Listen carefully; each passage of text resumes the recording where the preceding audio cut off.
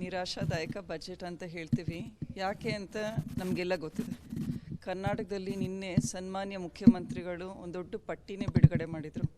ಎಲ್ಲ ಜನತೆ ಕೂಡ 28 ಮುಖ್ಯ ಬೇಡಿಕೆಗಳನ್ನು ರಿಲೀಸ್ ಮಾಡಿದ್ದಾರೆ. ಅವರ ವೆಬ್ ಪೋರ್ಟಲ್ನಲ್ಲಿ ನೋಡಿದ್ವಿ.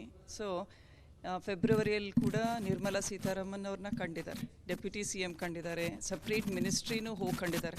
ನಬಾರ್ಡ್ನಲ್ಲಾಗಿರುವಂತಹ ಅನುದಾನದ ಕೊರತೆ ಇರ್ಬೋದು, ಅಥವಾ ಗುಂಡೂರಾವ್ ಅವರು ಕೂಡ ಹೆಲ್ತ್ ಇನ್ಫ್ರಾಸ್ಟ್ರಕ್ಚರ್, ಹೆಲ್ತ್ ಮಿನಿಸ್ಟ್ರಿಗೆ ಬರಬೇಕಾಗಿರೋ ಗ್ರ್ಯಾಂಟ್ಸ್ ಬಗ್ಗೆ ಕೂಡ ಮಾತಾಡಿದ್ದಾರೆ. ಸೊ ಸಾಕಷ್ಟು ನಿರೀಕ್ಷೆಗಳಿದ್ವು. ಬಟ್ ಸತತವಾಗಿ ಇದು ಕಳೆದ ವರ್ಷವೂ ಇದೇ ರೀತಿಯಾಗಿದೆ. ಈ ವರ್ಷವೂ ಕೂಡ 5 ಇಂಜಿನ್ ಅಂತ ಘೋಷಣೆ ಮಾಡಿದರು. ನನ್ನ ಪ್ರಕಾರ 5 ಇಂಜಿನ್ಗಳು ಹಳಿಬಿಟ್ಟು ಹೋಗಿದೆ ಅಂತ ಅನಿಸುತ್ತೆ.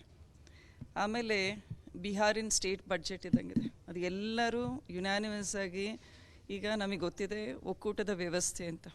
India is A union of states, ಒಂದು ಫೆಡ್ರಲ್ ಸಿಸ್ಟಮ್ ಅಂತ ನಾವು ಎಷ್ಟು ಪ್ರಾಮಾಣಿಕವಾಗಿ GST ಕಲೆಕ್ಟ್ ಮಾಡಿ ಸೆಂಟರಿನ ಬಕೆಟ್ ಫಿಲ್ ಮಾಡ್ತಾ ಇದ್ದೀವಿ.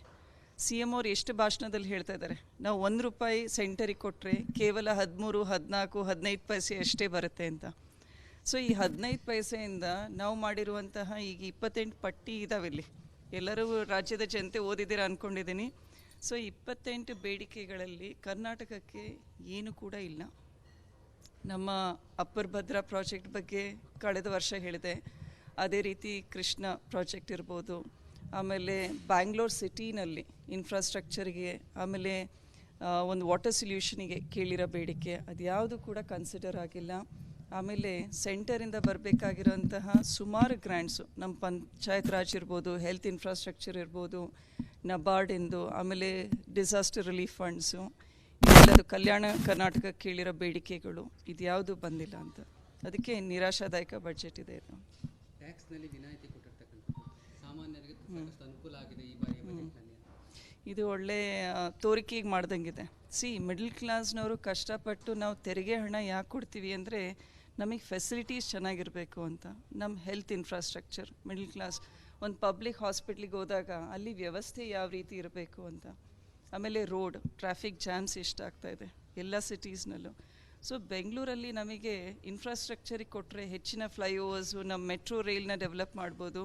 ಸೊ ಅರ್ಬನ್ ಸಿಟೀಸ್ನಲ್ಲಿ ಏನು ಚಾಲೆಂಜಸ್ ಇದೆ, I think from the centre ಯಾವ ಸಿಟೀಸ್ ಚೆನ್ನಾಗಿ ಗ್ರೋ ಮಾಡ್ತಾ ಇದೆ ಅಲ್ಲ ಅಲ್ಲಿ ಹೆಚ್ಚಿನ ಅನುದಾನ ಕೊಟ್ಟರೆ overall for the country also it be A good message ಅಂತ ಅನಿಸುತ್ತೆ.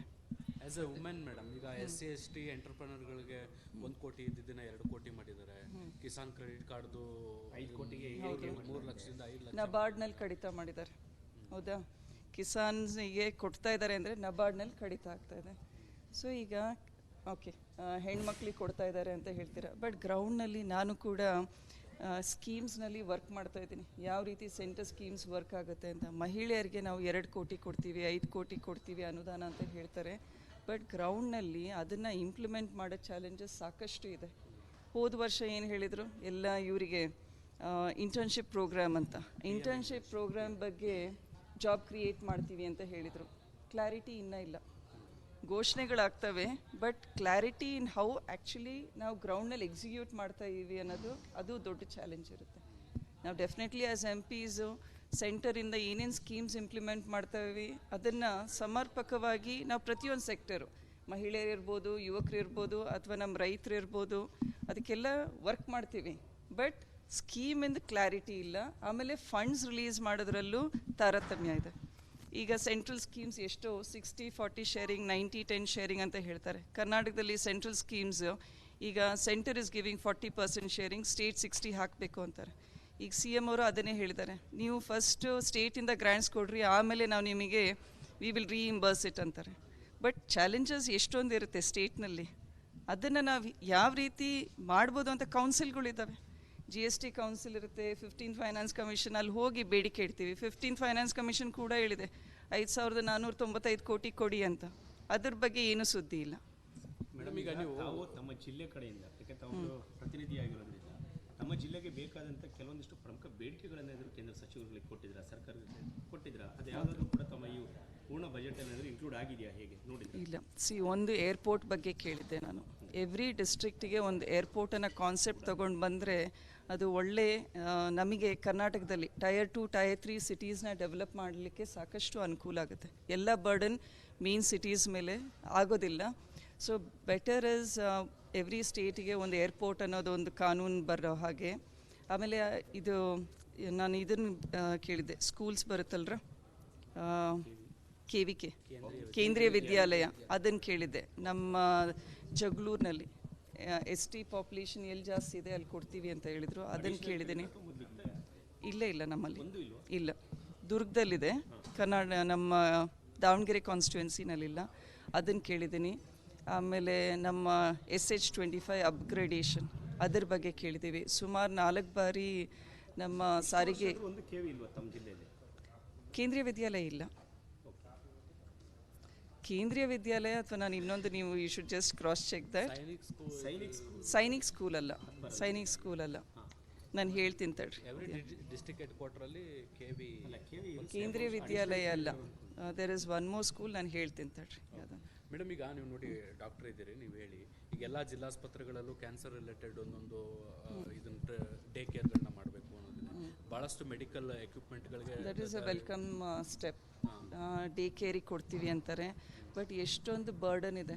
ಡಯಾಲಿಸಿಸ್ ಸೆಂಟರ್ಸು, ಎಷ್ಟು ಜನ ನಮ್ಮ SSK ಟ್ರಸ್ಟಿಂದ ಫ್ರೀಯಾಗಿ ಡಯಾಲಿಸಿಸ್ ಕೊಡ್ತಾ ಇದ್ದೀವಿ.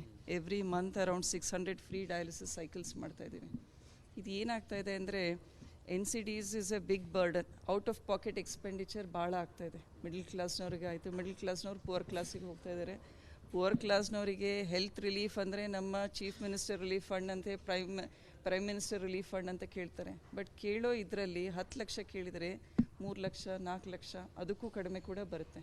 ಸೊ ಇದು ಒಟ್ಟಾರೆ ಹೇಳಬೇಕು ಅಂದರೆ the burden is a lot.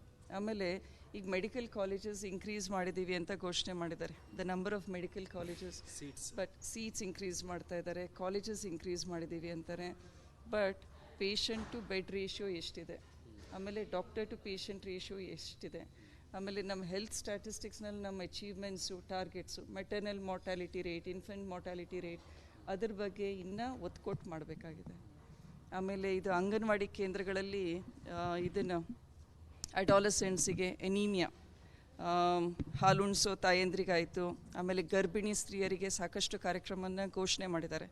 But ಇಲ್ಲಾಗೋದೇನು ಅಂದರೆ ನಮ್ಮ ಅಂಗನವಾಡಿ ಆಶಾ ಕಾರ್ಯಕರ್ತರು ಮತ್ತು ಅಂಗನವಾಡಿ ಸಹಾಯಕರಿಗೆ ಕೇಂದ್ರ ಸರ್ಕಾರದ ಅನುದಾನದಲ್ಲಿ ಹೆಚ್ಚಳ ಆಗಿಲ್ಲ. ಬರ್ಡನ್ ಜಾಸ್ತಿ ರಾಜ್ಯ ಸರ್ಕಾರದ ಮೇಲೆ ಇದೆ.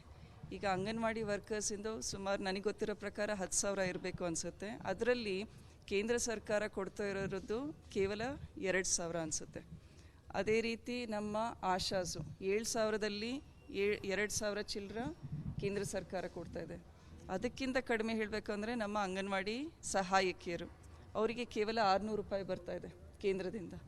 ಸೊ ಇದೆಲ್ಲದು ಹೊಣೆ ರಾಜ್ಯಗಳ ಮೇಲೆ ಜಾಸ್ತಿ ಬರ್ತಾ ಇದೆ. ಪ್ರೋಗ್ರಾಮ್ಸ್ ಚೆನ್ನಾಗಿದೆ, ಬಟ್ ಅದರಲ್ಲಿ 50% ಶೇರಿಂಗ್ ಕೇಂದ್ರ ಸರ್ಕಾರ ಕೊಟ್ಟರೆ ಆಶಾ ಅಂಗನವಾಡಿ ವರ್ಕರ್ಸು, ಆಮೇಲೆ ನಮ್ಮ ಔಟ್ಸೋರ್ಸ್ ವರ್ಕರ್ಸ್ ಇರ್ತಾರೆ ಸುಮಾರು ಜನ, ಆಮೇಲೆ ಈಗ ಸ್ಟ್ರೀಟ್ ವೆಂಡರ್ಸ್ ಬಗ್ಗೆ ಮಾತಾಡಿದರು, ಹೌದ್ರಾ?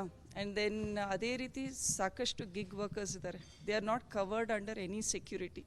ಹೆಲ್ತ್ ಇನ್ಶೂರೆನ್ಸ್ ಮಾಡಿಸ್ತೀವಿ ಅಂತ ಹೇಳಿದರು, ಬಟ್ ಅವರ ಪೆನ್ಷನ್ನು, PFಸು, ಆ ಒಂದು ಭದ್ರತೆ, ಆರ್ಥಿಕ ಭದ್ರತೆ ಬಗ್ಗೆ ಕ್ಲಾರಿಟಿ ಇಲ್ಲ.